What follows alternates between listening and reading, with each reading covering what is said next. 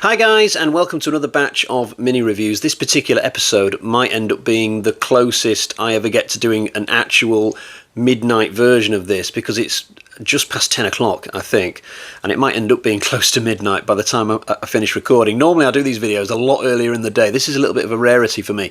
If you don't know what this series is about, it's basically where I review 7 films in the time that it would normally take me to review just one. They're all going to be horror films, films that I've watched from here and there on Shudder, Disney, Amazon Prime, YouTube, wherever. You might get some good recommendations out of these, you might not, it's entirely up to you. There will be a film of the week, a stinker of the week, but in terms of the order, I'm going to take them in the exact order in which I watched them over the past few weeks.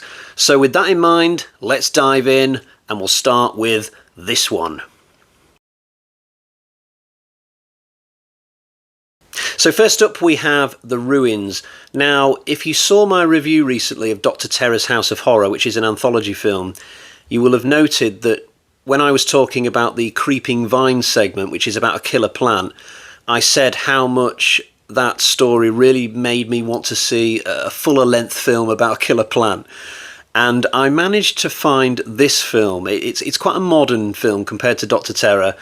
It's about a group of tourists who go to Mexico, I think, and they quickly get bored of the traditional touristy stuff, and they hear about this Incan temple out in the middle of nowhere, so they decide to go and check it out. They go on a trek to get there, fair enough.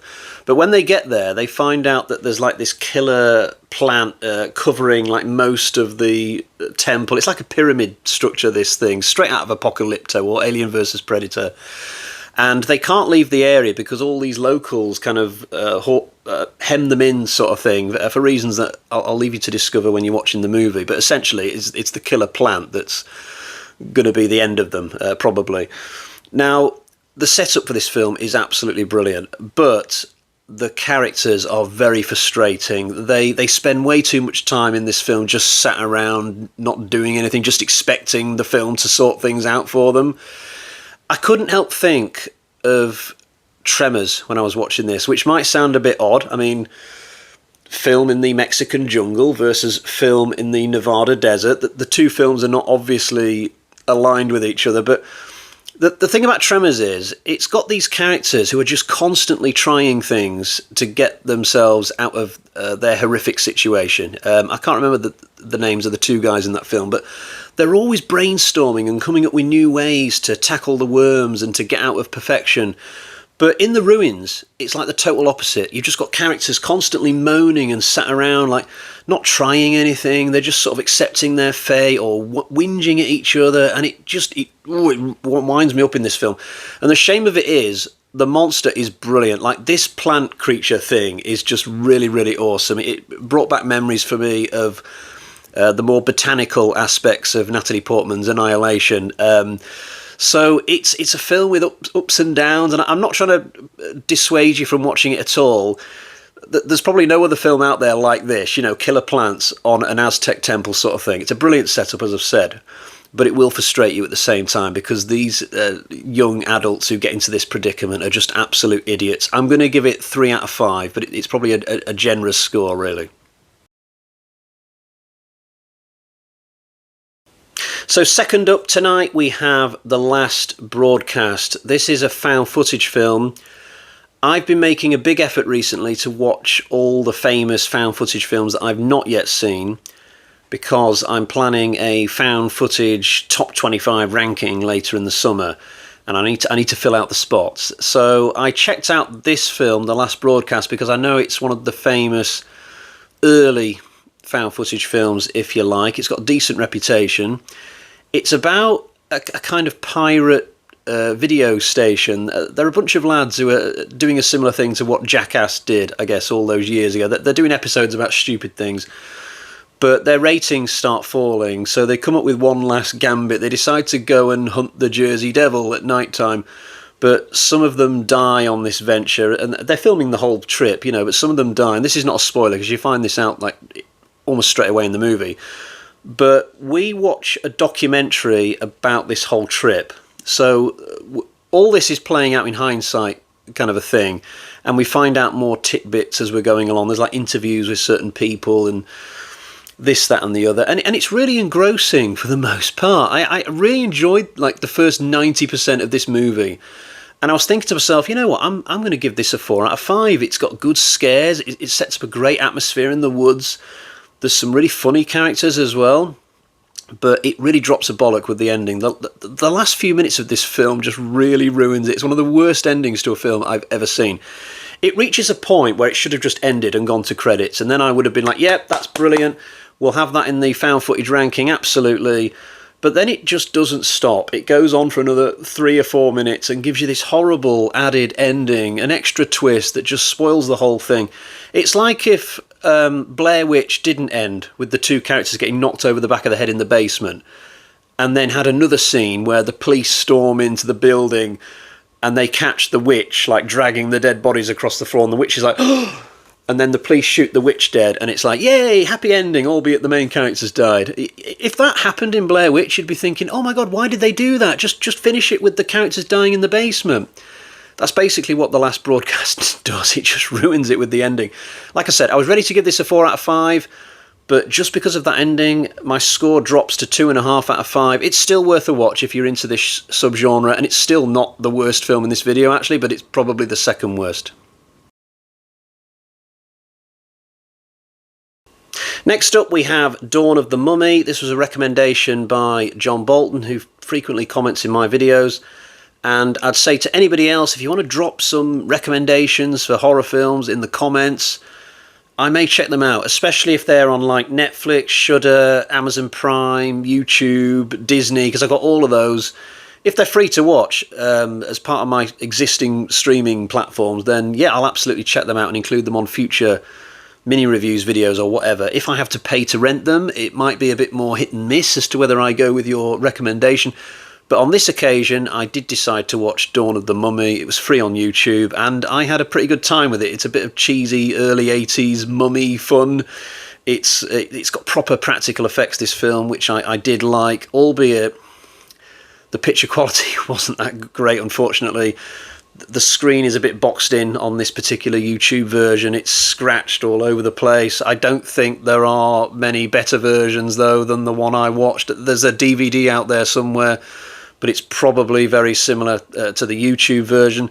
So this film is about a group of models who are doing a shoot in the Egyptian desert, I guess, and they come across a trio of people on an archaeological dig, and the two groups kind of mix together, and they accidentally release the mummy and blah blah, and yeah, it's quite a fun movie with lots of kills every now and again. All the characters are complete idiots. All the characters in this are basically models or idiots or both. There's not a decent character in the movie, but I kind of enjoyed it, and if a version of this popped up one day that was remastered, I'd be happy to check it out again, actually. So I'm going to give this one 3 out of 5. I've seen better mummy movies, but I've also seen worse ones.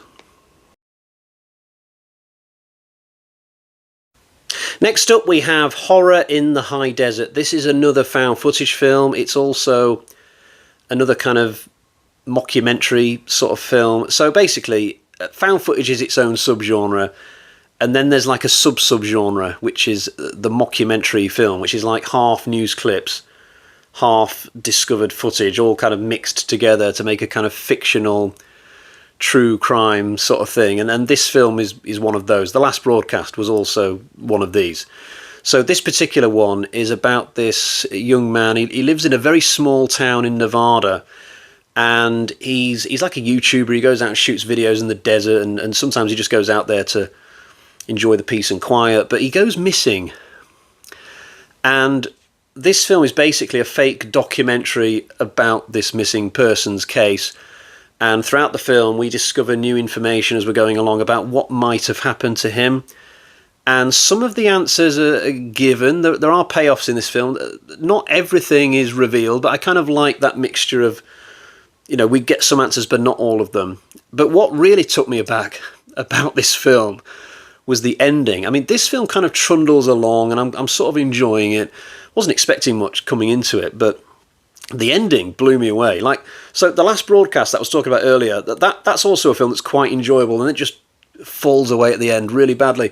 This film does completely the opposite. It's pretty good for most of it, and then it just reaches for the stars in the last 10 minutes. The final act of this film really took me aback. I just wasn't expecting it. So we get 10 minutes to finish this off, which is some of the best found footage filmmaking that I've seen in quite a long time. I mean, it's up there with the attic scene in Wreck or the basement scene in Blair Witch Project. It's really good. I mean, I was like static watching these final scenes play out. I didn't dare move. I didn't dare blink. But it was just so unexpected. I just wasn't expecting it at the end of this film. And by the end, I was kind of like, wow, that was... I just put this random film on, not expecting much at all, because this doesn't have the reputation of the last broadcast at all, but it's a much better film than that. I love it when a film just surprises me out of nowhere, so I'm going to give this one 4 out of 5.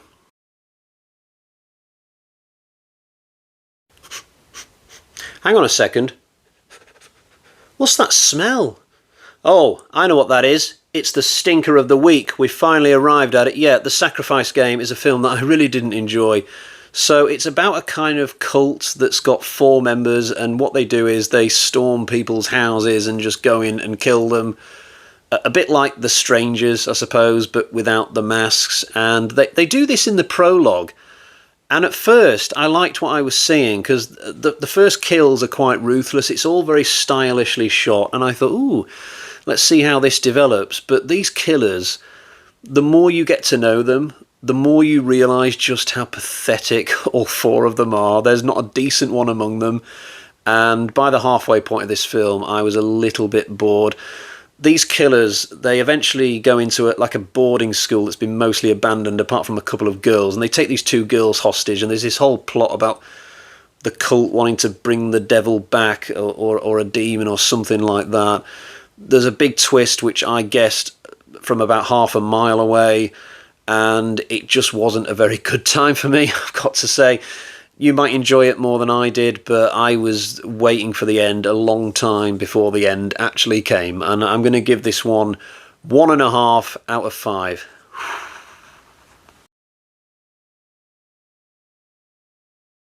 Next up, we have Red State. This is a film that came out in 2011, and yet I'd barely heard of it before I watched it the other night.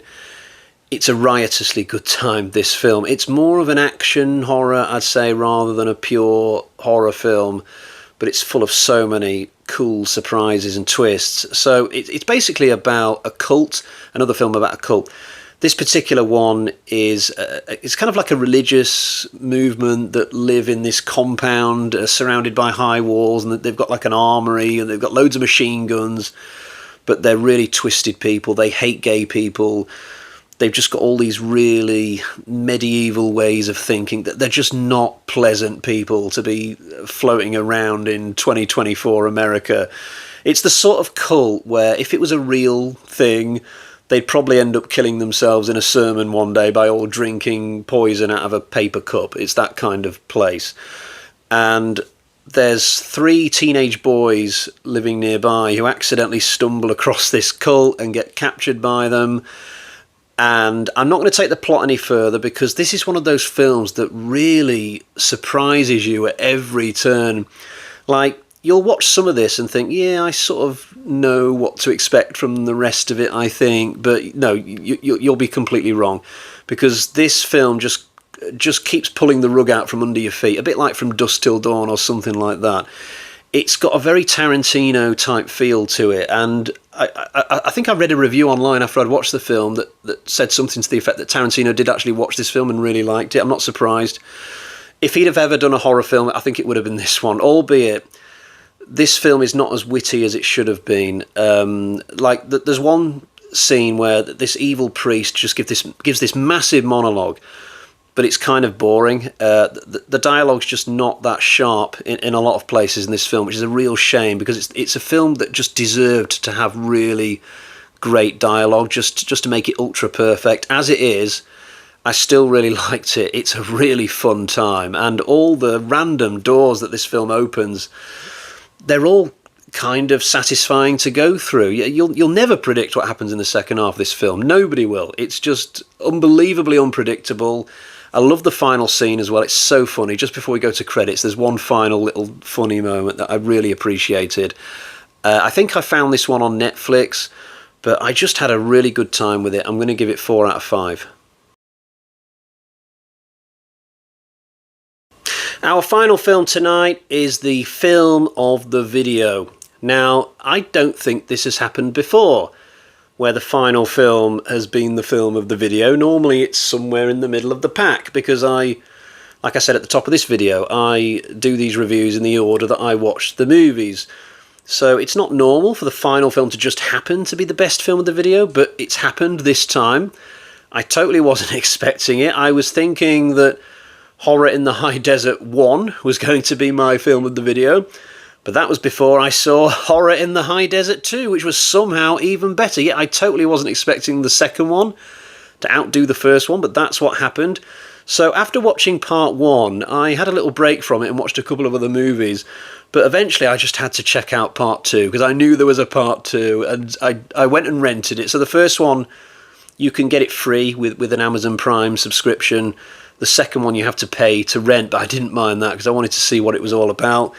And I just presumed that it would be a downgrade somehow, as sequels always are, but somehow it just ups the game, ups the ante even further. It's brilliant. It's connected to the first film. It's again set in Nevada, and we see through the mockumentary documentary style, we see more disappearances. So this time, instead of just being one story for the whole runtime, it's 2 stories that just follow on one after the other, and both are kind of loosely connected, we think, by the same killer or killers who were responsible for the guy disappearing in the first movie. And I enjoyed the first story in this sequel.